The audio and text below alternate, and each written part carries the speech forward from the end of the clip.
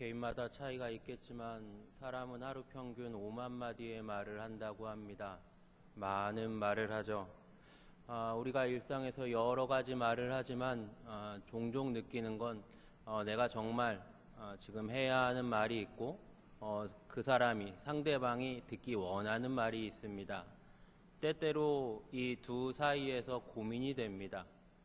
상대방이 원하는 말을 해주는 게 지혜일 때가 있고 상대방이 원하는 말을 해주면 여러 가지가 좋게 넘어갈 때가 있습니다. 그러나 분명한 것은 해야 하는 말을 해야 할 때가 있습니다. 필요한 말, 반드시 해야 하는 말, 이 말을 안 하고 넘어가서는 안 되는 말이 분명히 있습니다. 지금 우리가 살아가는 시대, 지금 우리가 살아가는 사회는 해야 하는 말을 하기보다 다른 사람이 듣고 싶어하는 말을 해주는 사회가 됐습니다. 다른 사람이 듣고 싶어하는 말만 하는 모습이 더 많아지고 있습니다. 듣고 싶은 말을 해줍니다. 그러면 당장에는 기분이 좋고 당장에는 불협화음이 나지 않고 하하호호 웃으면서 일이 진행이 되는 것처럼 보입니다. 하지만 분명히 해야 하는 말을 하지 않고 넘어가면 문제가 생기기 마련입니다. 국가도 국가를 사랑하고 정말로 국민을 위한 지도자라면 해야 하는 말을 해야 됩니다. 정말 국익을 위하고 나라를 위한다면 정말 이 나라에 필요한 말을 해야 됩니다. 그런데 근래에는 정말 국가를 위해서 나라를 사랑해서 국민들을 생각해서 말을 하기보다 당장에 자기의 이익, 당장에 사람들의 인기몰이 하려는 말들을 더 많이 합니다. 지금 나라가 어렵습니다. 힘들지만 같이 참고 이겨냅시다. 이런 말 하지 않고 어떻게든 빚을 내고 어떻게든 세금을 풀어서 인기를 끌고 자기 자리를 유지하려는 사람들이 더 많아 보입니다. 교회도 마찬가지입니다. 성도들이 분명히 훌륭하시고 성도들이 분명히 각자의 자리에서 신앙을 지키려고 애쓰고 수고하는 모습이 너무나 멋진 모습이지만 어떨 때는 해야 하는 말, 성도들에게 바람직한 가르침을 해야 합니다. 그런 의미에서 한 말씀 드리면 주일에 예배를 하시는데 일찍 오십시오. 시간 맞춰서 오지 마시고 조금 일찍 오셔서 사모하는 마음으로 기도하시고 마음을 정돈하시고 더 하나님 앞에 힘써 애써 예배하십시오. 가정도 교회도 학교도 모든 조직도 어디를 가도 듣고 싶어하는 말만 듣는 사회 속에서 그런 시대 속에서 우리의 미래는 절대로 밝지 않을 겁니다. 그런 맥락에서 사도 바울은 고린도 교회 성도들에게 오늘 해야 하는 말을 하는 겁니다. 성도로서 마땅히 해야 하는 말, 바울이 사도로서 목자로서 고린도 교회 성도들에게 해야 하는 말이 있었던 겁니다. 고린도는 잘 사는 도시였습니다. 얼마나 잘 사는 도시였냐면 고린도 도시 양쪽에 동서로 항구가 있었습니다. 사람과 물자가 수시로 유동이 있었고 여러 사람들과 물자가 오갔기 때문에 물자가 풍부했습니다. 자연스럽게 배를 타는 사람들, 뱃사람들이 쉬어가는 곳이었습니다. 그러면서 문란했고 개방적이었습니다. 헬라 철학에 관심이 많았고 여러 신전들이 있었습니다. 우리가 많이 들어서 알고 있는 태양의 신 아폴로, 미의 여신 아프로디테 등을 포함한 12개의 신전이 있었습니다.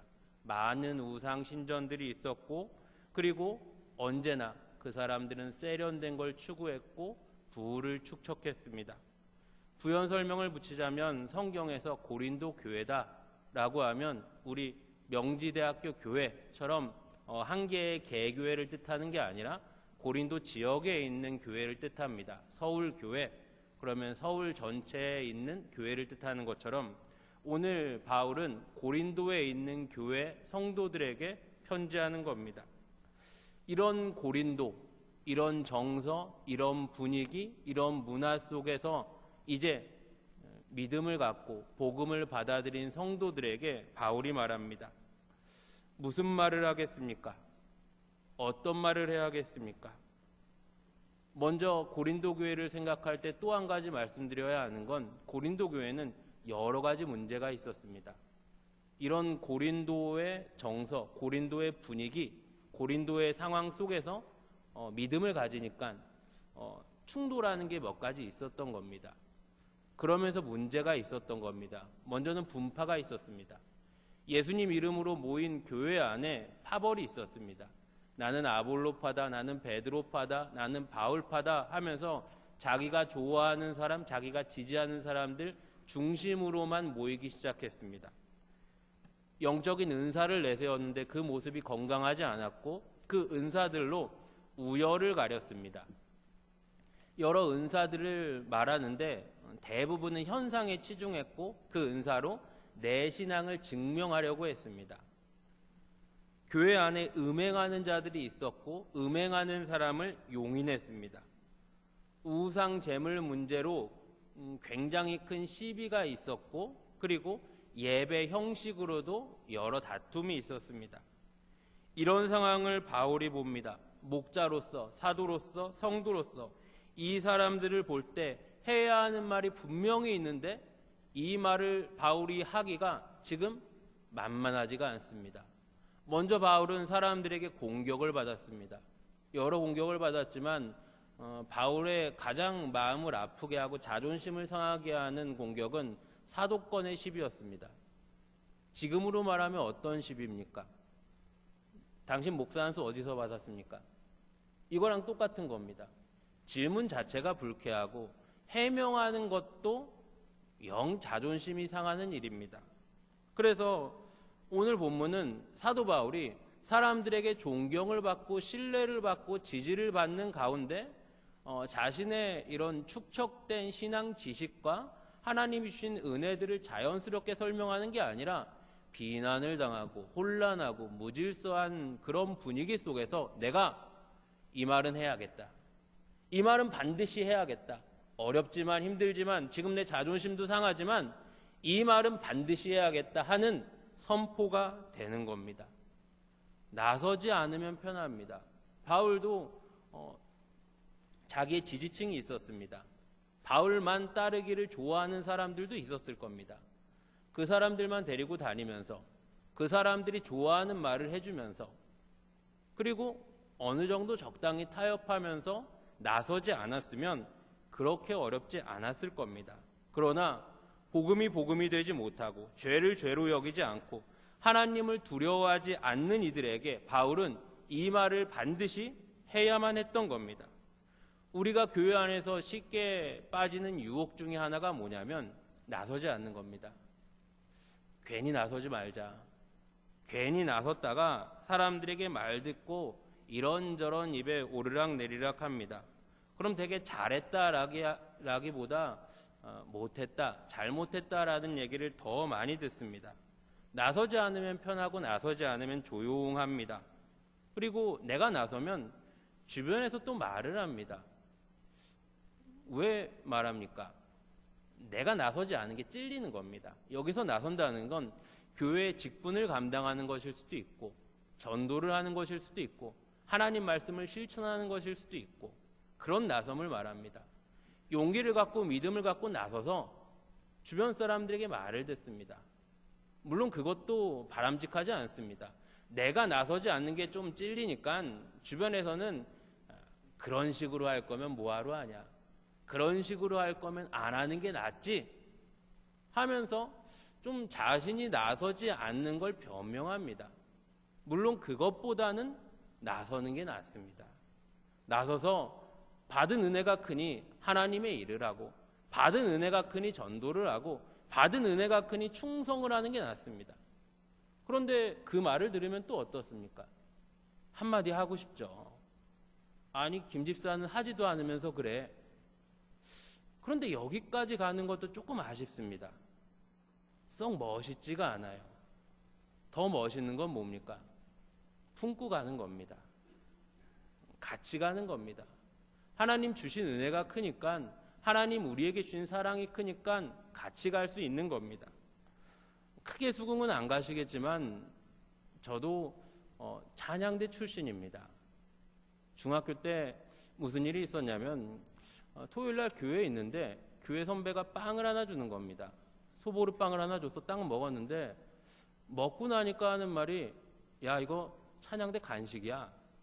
너 이거 먹었으니까 찬양돼야 돼. 일단 먹었으니까 들어갔습니다. 그런데 들어가 보니까 이게 짜여진 판이었던 거예요. 어떤 판이냐?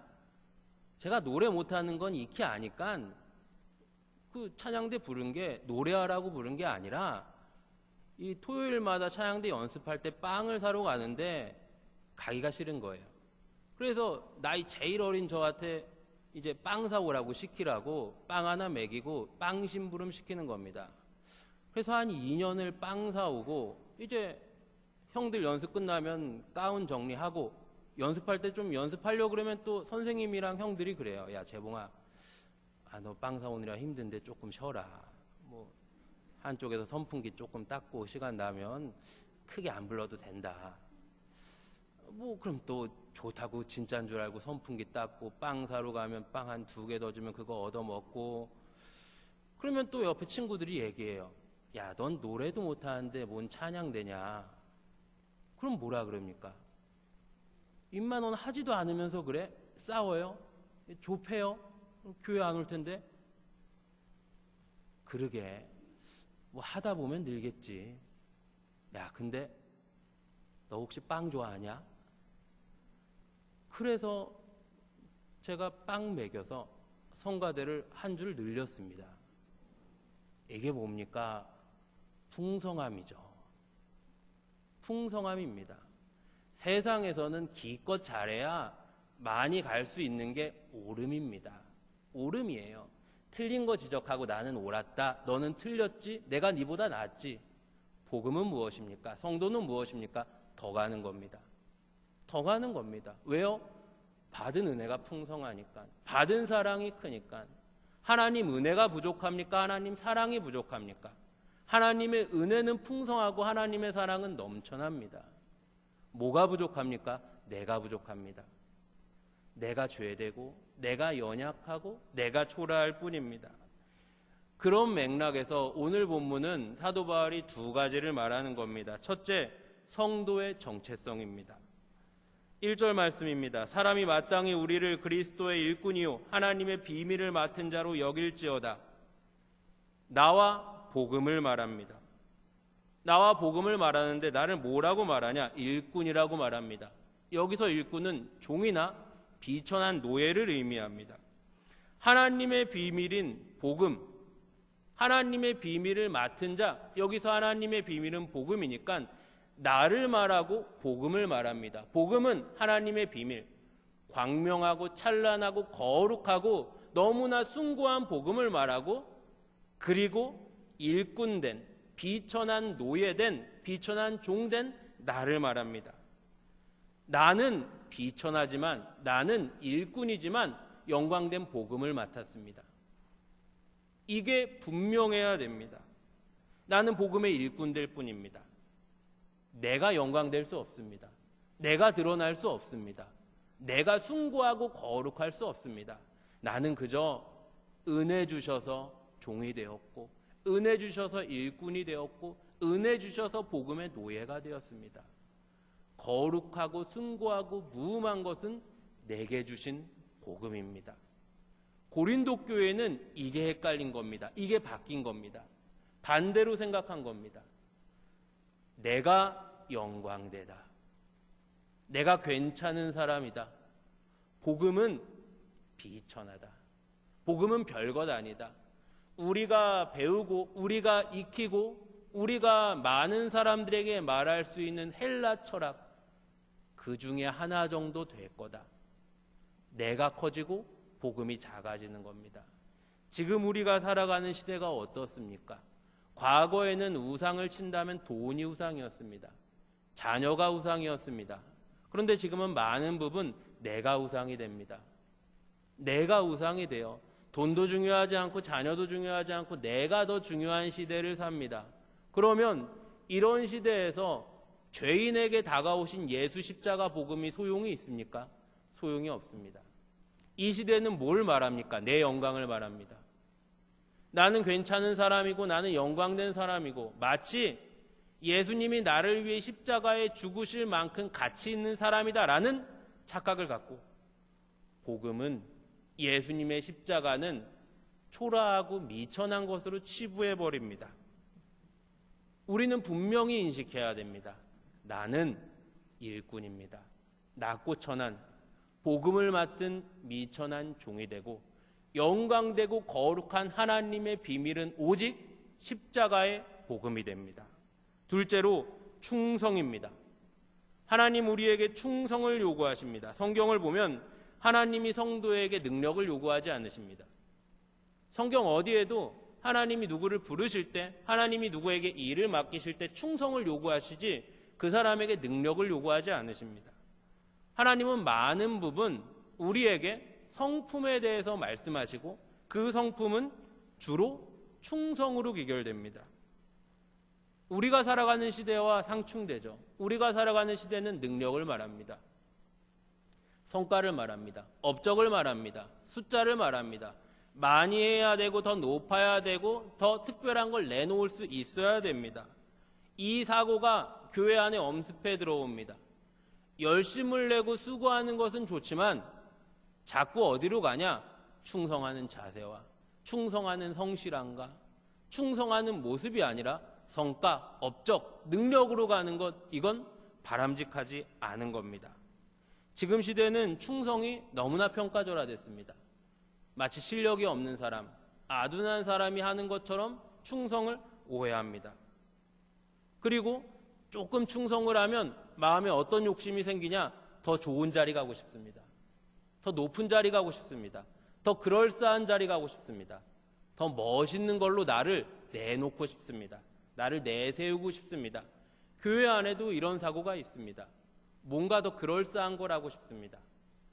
전도를 한다, 내 옆집에 있는 사람에게 복음을 전한다 하는 것보다 선교를 한다라고 하면 더 세 보입니다.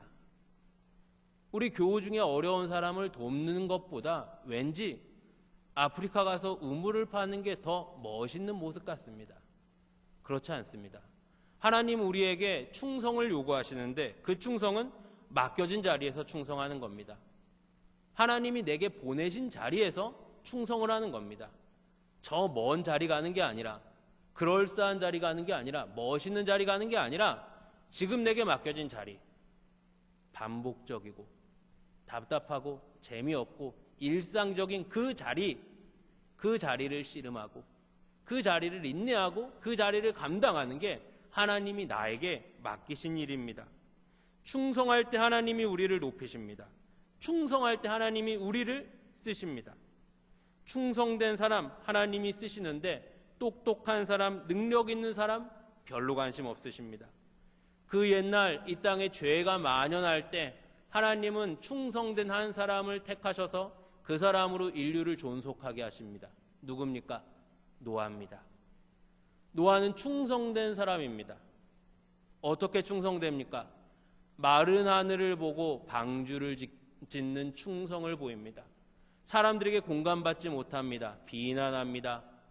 그 누구의 지지도 받지 못합니다. 그러나 하나님 앞에 충성합니다. 그 결과는 무엇입니까? 유일하게 노아의 가정만이 생명을 건집니다. 충성하는 사람을 하나님이 쓰십니다. 여호수아라는 사람이 있습니다.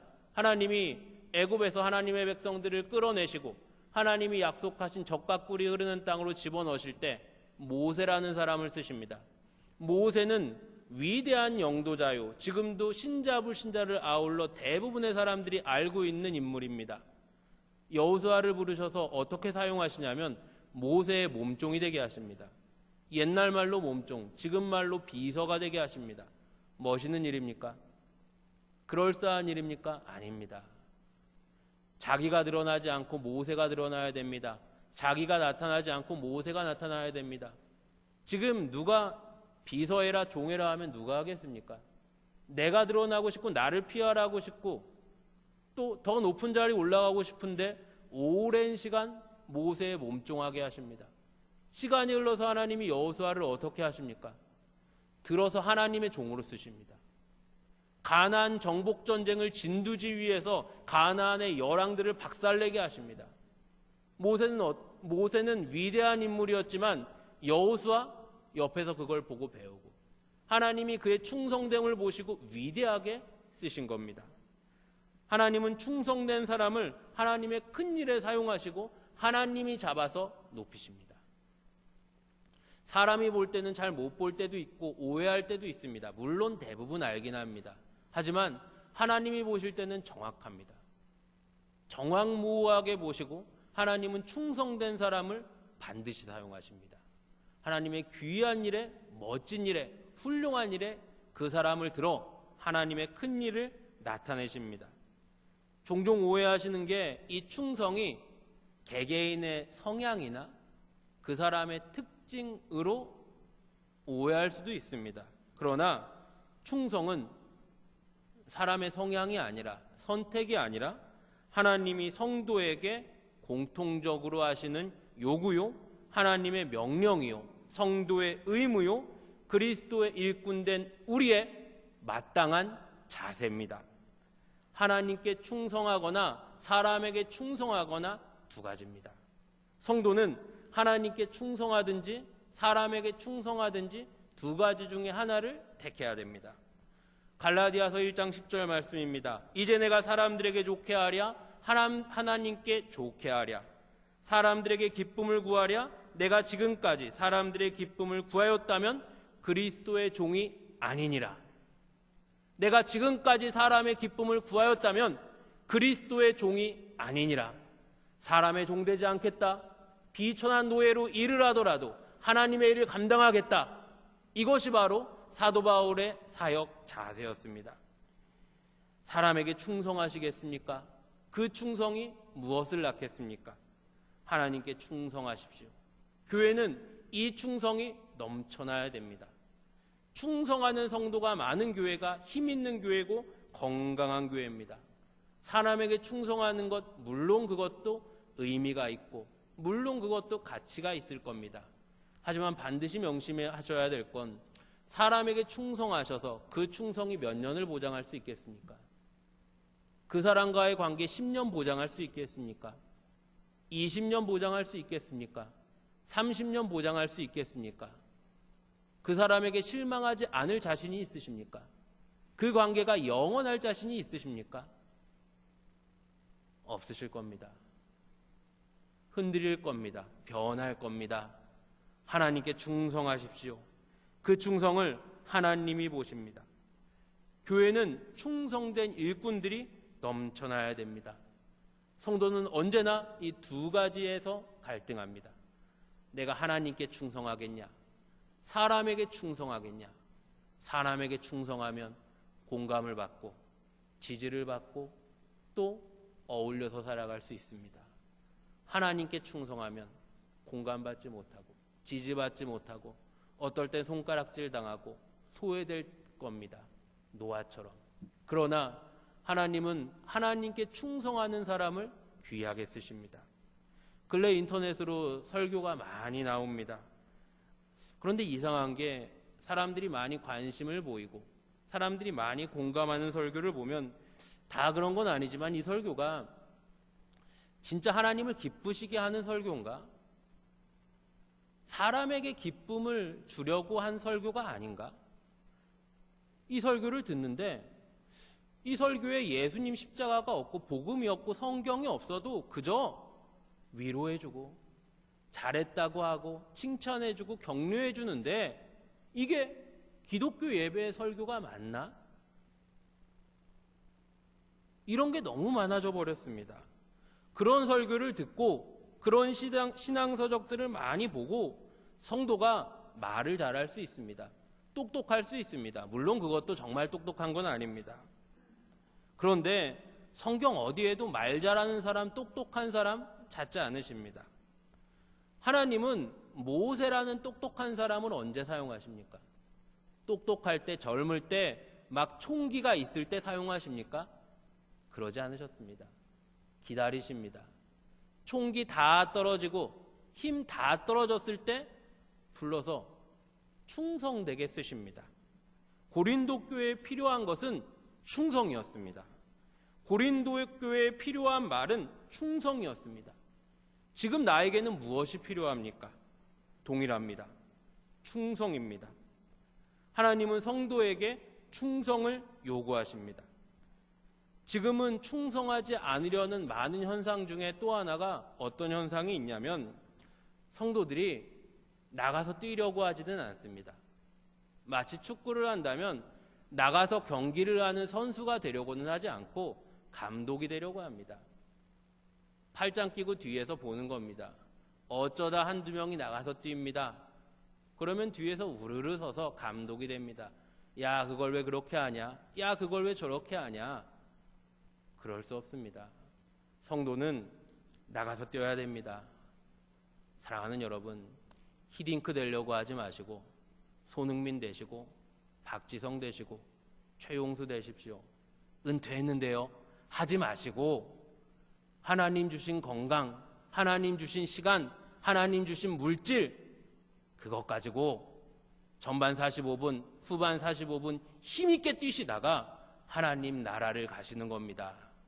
정말 우리가 같은 마음으로 열심을 갖고 뛸 때 우리 주님 바라보시고 기뻐하시고 칭찬하십니다. 같이 뛰는데 최홍수가 또 독수리 슛을 찹니다. 뻥뻥 차죠. 뻥뻥 차서 골대 근처도 가지 않고 여기저기 홈런을 때립니다. 그때 뭐라고 해야 됩니까? 야, 너 또 독수리 슛 하냐? 그러지 마시고, 야, 아슬아슬했다. 그거 종이 한 장 차이로 비껴갔다. 야, 넌 정말 아시아의 독수리야. 해주셔야 됩니다. 손가락질하지 마시고 비난하지 마시고 함께 달리고 함께 뛰고 함께 충성해서 주님의 몸된 교회를 세워가야 됩니다. 예배를 성실하게 지키십시오. 11조 생활 잘 하십시오. 전도하십시오. 충성하십시오. 헌신하십시오. 하나님 말씀 실천하십시오. 이 정도면 숨이 허덕일 정도로 뛰실 수 있지 않으시겠습니까? 1950년 9월 15일 이른 새벽 작전명 크로마이트. 1950년 9월 15일 인천 상륙작전이 인천에서 진행됩니다. 메가더 원수의 지휘 아래 연합군이 인천에 상륙을 합니다. 미군의 유엔군의 강력한 후방 지원이 있어서 별로 사람들이 다치지 않고 희생하지 않고 상륙을 완료합니다. 그런데 상륙을 한다고 하면 어떻습니까? 상륙작전을 한다고 하면 어떻습니까? 앞에 뛰어가는 사람들은 다 죽는 겁니다. 다 죽죠. 이제 상륙을 하는데 이미 지상에서는 상륙함 보이면 벌써 다 알고 있는 겁니다. 기관총이 난사되고 포탄이 땅을 뒤흔들고 정말 비가 오듯이 포탄이 퍼붓는데 거기를 달려갑니다. 맨 앞에 선 사람 당연히 죽습니다. 둘째 줄 당연히 죽습니다. 셋째 줄까지는 다 죽습니다. 근데 상륙함에서 덜덜덜 떨면서 정말 두렵지만 앞에 선 사람 자기 죽을지 모르겠습니까? 압니다. 죽을 줄 알면서 씁니다. 죽을 줄 알면서 달려갑니다. 어떤 사람이 있습니까? 충성된 사람이 있습니다. 충성된 사람이 먼저 앞서가서 죽습니다. 우리 예수님 잠자는 자들의 첫 열매가 되시려고 내 짐을 다 지시고 죽으셨습니다. 우리 예수님 죄인을 대신하시기 위해 죽으셨습니다. 내가 만일 하나님의 아들이어든 내려와 보라. 이것까지 참으시고 충성하셨습니다. 사랑하는 성도 여러분, 우리 예수님 죽기까지 충성하셔서 우리를 구원하셨습니다. 우리가 하나님을 기쁘시게 해드리기 위해 나를 죽여, 내 자존심을 죽여, 내 자아를 죽여, 내 권리를 죽여, 내 목소리를 죽여 하나님 앞에 충성하시는 여러분들이 되시기를 간절히 바랍니다.